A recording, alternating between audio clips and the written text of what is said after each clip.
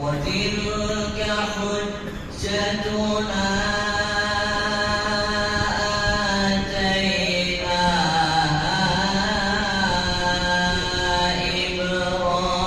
إبراهيم على قومه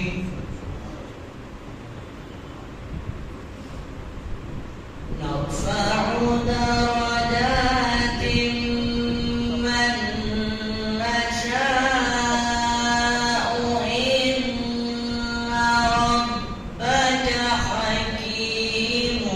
عليم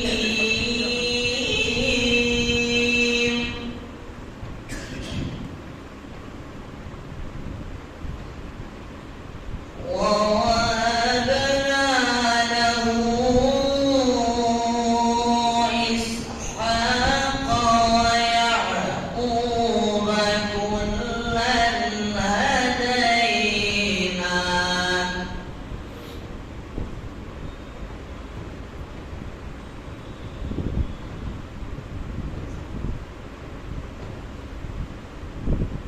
ونوحا هدينا من قبل ومن ذريته داود وسليمان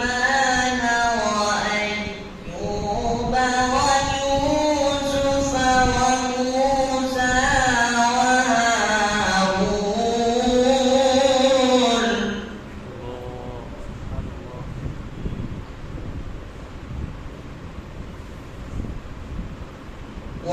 وكذلك نجزي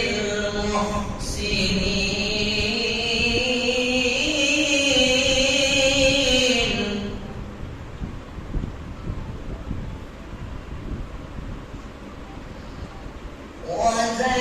وزكريا ويحيى وعيسى وإلياس كل من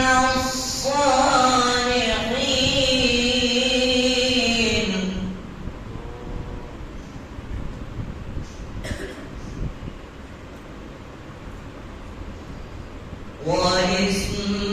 وإسماعيل واليسع ويونس ولوطا وكلا فضلنا على العالمين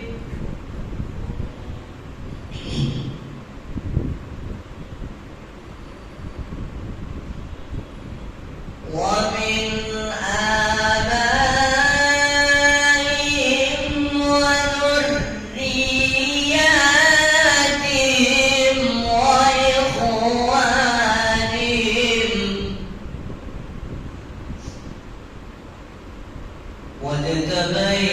واجتبيناهم وهديناهم إلى صراط مستقيم ذلك هدى الله يهدي به من يشاء من عباده ولو أشركوا لحبط عنهم ما كانوا يعملون